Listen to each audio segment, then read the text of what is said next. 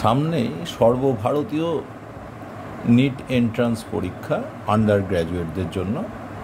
এই পরীক্ষার ক্ষেত্রে টাইম ম্যানেজমেন্ট একটি অত্যন্ত গুরুত্বপূর্ণ ব্যাপার। এই টাইম ম্যানেজমেন্ট তোমরা কিভাবে করতে পারবে সেই ব্যাপারে তোমাদের কিছু সাজেশন দেওয়ার জন্য আজকের ক্লাসে আলোচনা করব। প্রথমত দেখো, এই নিট পরীক্ষায় মোট প্রশ্ন থাকে 200টি। এই 200টির মধ্যে 180টি প্রশ্নের উত্তর করতে হয়। তোমরা জানো এখানে সাবজেক্টটাকে 4টে ভাগে ভাগ করে নেওয়া হয়। বটানি, 2 নম্বর জুলজি, 3 নম্বর কেমিস্ট্রি, 4 নম্বর হলো ফিজিক্স। তাহলে এই 4টে ভাগে পুরো সাবজেক্টটাকে কিন্তু ভাগ করে নেওয়া হয় এবং প্রত্যেকটা সাবজেক্টে থাকে 50টি করে প্রশ্ন, প্রত্যেকটাই। তার মানে 50টি করে মোট 200টি প্রশ্ন। এবং তার মধ্যে প্রতি বিষয়ে 35টি করে প্রশ্ন, অর্থাৎ 1 থেকে 35 নম্বর প্রশ্ন আবশ্যক, তার কোনো বিকল্প প্রশ্ন নেই। পরে এই 36 থেকে 50 নম্বর প্রশ্নের মধ্যে তোমাকে আরও 10টি করে প্রশ্নের উত্তর করতে হবে প্রতি বিষয়ে। তার মানে যে কোনো বিষয়ে তোমার উত্তরের সংখ্যা কত হবে দেখো, এক্ষেত্রে প্রতি বিষয়ে প্রশ্ন তুমি যতগুলি উত্তর করার সুযোগ পাবে সেটি হলো 35 + 10 45। এইভাবে 4টি সাবজেক্টে মোট তোমার সর্বোচ্চ উত্তরের সংখ্যা হতে পারে 45 × 4, মানে 180টি প্রশ্নের উত্তর করতে হবে। এর মধ্যে ফিজিক্স পোর্শনটা হলো স্ট্রিক্টলি ম্যাথামেটিক্যাল কোশ্চেনই থাকে, কিছু সহজ কনসেপচুয়াল কোশ্চেন সময় থাকে, কিন্তু বেশিরভাগটাই ম্যাথামেটিক্যাল কোশ্চেন। তো এখানে আমি সেই জন্য বলবো তোমরা বটানি জুলজি দিয়ে শুরু করবে, কারণ সেখানেতে বটানি জুলজিতে তোমার তো অঙ্ক সেরকম করার প্রশ্ন থাকছে না, যার ফলে তুমি বিষয়টা জানলে তুমি উত্তরটি সহজে করে দিতে পারবে। তার ফলে প্রথমে তোমার সময়টা কম লাগবে, তুমি টাইম প্রেসারে পড়বে না। নাহলে এই যে টাইম ম্যানেজমেন্টে তুমি যদি একবার সময়ের চাপে পড়ে যাও, তাহলে এই সময়ের চাপে তোমার পরীক্ষাটাই বিপর্যস্ত হয়ে যেতে পারে। সেই জন্য আমি সাজেস্ট করছি প্রথমে হয় বটানি না হয় জুলজি দিয়ে শুরু করবে। তাহলে প্রথমে বটানি শুরু করলে, এবার এইখানেতে তোমার 1 থেকে 35 নম্বর প্রশ্ন খুব মনোযোগ সহকারে পড়বে। প্রশ্নে ঠিক কি বলেছে সেটা বুঝে তুমি প্রথমে 1 থেকে 35 পর্যন্ত উত্তর করে গেলে, যেটা যেটা তোমার কমন সেগুলো পুরো উত্তর করে ফেললে। কোনো কোনো কোশ্চেনে একটু ভাবনা চিন্তা করতে হবে, সেটাতেও একটু ভাবনা চিন্তা করেই উত্তর করে ফেললে। 1 থেকে 35 পর্যন্ত যতগুলি তুমি কমন পেয়েছো সবগুলি করে ফেললে। এইবার 36 থেকে 50-এ কিন্তু একটু অন্যরকম ব্যাপার। 36 থেকে 50-এ এইখানে তুমি প্রশ্নটি পড়বে, এবার এই প্রশ্নটি তুমি পারবে কি পারবে না এরকম করে দেখে গেলে পরপর 10টি, এবং যেটি পারবে উত্তরটি চয়েস করে নিলে। সুতরাং এই 15টির মধ্যে কিন্তু তোমাকে 10টি প্রশ্নের উত্তর করতে হবে। এবার এই ব্যাপারে তুমি ঠিক কতটা সময় দিতে পারবে, কম বেশি 30 মিনিট। তাহলে এখানে সময় দিলে কিন্তু 30 মিনিট। এই মোট 45টি প্রশ্নের উত্তর করার জন্য নেক্সট তুমি কোথায় যাবে, জুলজি পোর্শনে চলে যাও।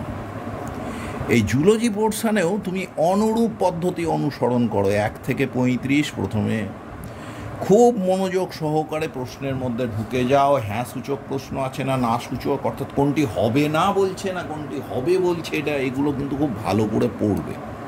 পড়ে তুমি কোশ্চেনে পরপর পড়ে গেলে এবং সে অনুযায়ী কোথাও ভাবনা চিন্তার স্কোপ থাকলে সেই অনুযায়ী একটু রাফ ওয়ার্ক করে ভাবনা চিন্তা করে উত্তরে পৌঁছে গেলে। 1 থেকে 35 আবার 36 থেকে 50 নম্বর প্রশ্নের মধ্যে তোমাকে এই 15টি প্রশ্নের মধ্যে কিন্তু 10টির উত্তর করতে হবে। সেই অনুযায়ী তোমার চয়েস আছে, তুমি যেটা যেটা ভালো পারবে সেই অনুযায়ী 10টা প্রশ্ন ঠিকঠাক করে বেছে উত্তরে চলে যাও। তাহলে এই ক্ষেত্রেও তুমি মোটামুটি 30 মিনিট ব্যয় করতে পারো। তাহলে এই 30 এবং 30 মিনিট 60 মিনিট হয়ে গেল।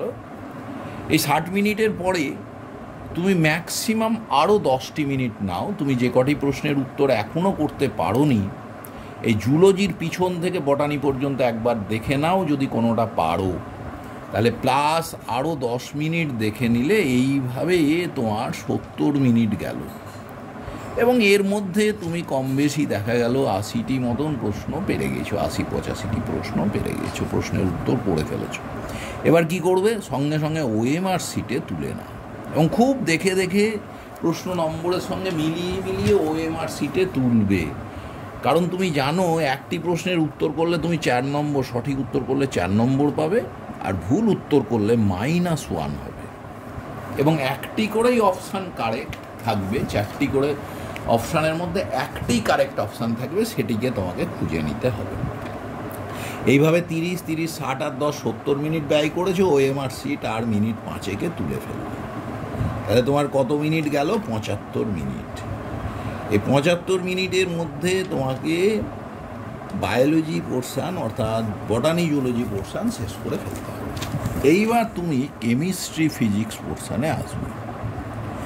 কেমিস্ট্রি ফিজিক্স পোর্শানে কিভাবে আসবে? পুরো পেজটাকেই কিন্তু একসঙ্গে ভেবে নেওয়ার ক্ষেত্রে আমি বলবো, প্রথমে কেমিস্ট্রি পরপর পড়ে গেলে, এবং এইখানেতে তুমি দেখবে যেটা একেবারে ঝটঝট করে হয়ে যাচ্ছে সেগুলো তুমি উত্তরটা করে নেবে, দাগটা দিয়ে বেরিয়ে চলে যাবে 1 থেকে 35। কারণ এখানে তোমার সব কটা প্রশ্ন মাস্ট, কোনো অপশান অল্টারনেট কোশ্চেন নেই। 36 থেকে 50 আগে যেমন করেছিলে এখানেও ওই রকমভাবে তুমি ঠিক 15টার মধ্যে 10টা প্রশ্ন বেছে নাও, ম্যাক্সিমাম 10টা, তার কম পারলেও প্রথমে ঝটঝট করে হবে এই রকম। এই ধরো 45টার মধ্যে তুমি 30টি পারলে, বেরিয়ে যাও ফিজিক্স পোর্শানে। এবার ফিজিক্স পোর্শানে আবার 1 থেকে 35-এর মধ্যে পড়তেই হয়ে যাবে, এগুলো করে যাও। আর কেমিস্ট্রিতেও যা করেছো ফিজিক্সেও তাই করে যাবে, পড়তেই দেখবে প্রায় হয়ে যাচ্ছে। একটু আধটু একটা ফর্মুলা লিখে 2-1 লাইন করলেই হচ্ছে, সেই কোশ্চেনগুলো করে ফেলো। একেবারে 1 থেকে 35 হয়ে গেল। এখানে হয়তো তুমি দেখা গেল 25টি পেরে গেলে। 2-3 লাইনের মধ্যে রাফ হবে, যেগুলো একটু বড় দীর্ঘ ক্যালকুলেশন, সেগুলো পরের রাউন্ডে পারলে পরে মার্ক করে যাও। এবং টোটাল কোশ্চেন পেপারে যেটা তুমি কিছুতেই পরীক্ষার হলে পারবে না সেটাকে ক্রস করে দেবে, অর্থাৎ ওটার পিছনে তুমি আর সময় ব্যয় করবে না। একেবারে তোমার আয়ত্তের বাইরে যে প্রশ্ন আছে পরীক্ষার হলে তুমি সলভ করতে পারবে না, তার পাশে কিন্তু সব সময় ক্রস করে যাবে, সে বটানি হোক, জুলজি হোক, কেমিস্ট্রি হোক, ফিজিক্স হোক। এইবারে দেখো এইভাবে তুমি 25টি পারলে, এবার ফিজিক্সে 36 থেকে 50-এর মধ্যে আরও 10টি কোশ্চেনে আনসার করে ফেলবে। এইভাবে তোমার কেমিস্ট্রিতেও ধরো 30 মিনিট আর ফিজিক্সেও 30 মিনিট, 1 ঘন্টা সময় চলে গেল। এবার তাহলে তোমার কত হলো? 2 ঘন্টা 15 মিনিট। এইবার কি করবে? এই ফিজিক্স লাস্টে করেছো, ফিজিক্সে তুমি দেখে নাও কটা হলো 36 থেকে 50। হয়তো দেখলে যে 7টি প্রশ্নের উত্তর করেছো, তাহলে আর 3টি খুঁজে নাও কোনটি কম ক্যালকুলেশনের মাধ্যমে সহজে হয়ে যাবে। এদিকে আরও 10টি কোন কোশ্চেনটি পড়ে আছে সেটা দেখে নিলে মোটামুটি 10-12 মিনিটে এটা করবে। তাহলে এদিকে 1 ঘন্টা গিয়েছিল, 2 ঘন্টা 15 মিনিট, আর ওই 10 মিনিট, 2 ঘন্টা 25 মিনিট হলো। এবার কি করবে? এবার কেমিস্ট্রিতেও একইভাবে শেষ প্রশ্ন থেকে প্রথম প্রশ্ন পর্যন্ত গেল। এখানেও যদি 10টার মধ্যে 10টাই হয়ে যায় ভালো, যদি 5-6টা 7টা হয়ে থাকে, বাকি কোশ্চেনগুলো যেগুলো আনসার করনি সেগুলো থেকে চটজলদি চোখ বুলিয়ে দেখে নেবে যে কোনটা হতে পারে, সেইগুলো একটু রাফ করে ফেললে, এতেও 10-12 মিনিট ব্যয় করবে। তাহলে ধরো ফিজিক্স কেমিস্ট্রিতে আরও 25 মিনিট ব্যয় হলো। তোমার মোট কত গিয়েছিল? বায়োলজি পোর্শানের জন্য 75 মিনিট গিয়েছিল। ফিজিক্স কেমিস্ট্রি ফার্স্ট রাউন্ডে গেল 60 মিনিট, 135 মিনিট কিন্তু তোমার চলে গেছে। আর সেকেন্ড রাউন্ডে তুমি কম বেশি আরও আমি বললাম 20 মিনিট দিয়ে দিয়েছো, অর্থাৎ ওই যে 50 থেকে 1 ফিজিক্স কেমিস্ট্রি যেগুলো ভেবেছিলে যে একটু সময় লাগতে পারে, সেগুলো বেছে রেখেছিলে, সেগুলো আনসার পিছন থেকে 50 থেকে 1-এ চলে গেলে দুটোরই। কিন্তু 50 থেকে 36 পর্যন্ত দেখে নেবে, ওখানে 10টা হয়ে গেলে তার বেশি সময় নষ্ট করার সময় কিন্তু নেই। এইবারে তাহলে তোমার গেল 155 মিনিট। এবার তুমি কি করবে? এইবার তুমি ওএমআর সিটে তুলে নাও। যতগুলো হলো সবগুলো ওএমআরে কিন্তু উঠে গেল। আগে জুলজি বটানি উঠে গিয়েছিল, এখন ফিজিক্স কেমিস্ট্রি যা আনসার করলে সেটা তুমি কিন্তু তুলে ফেললে।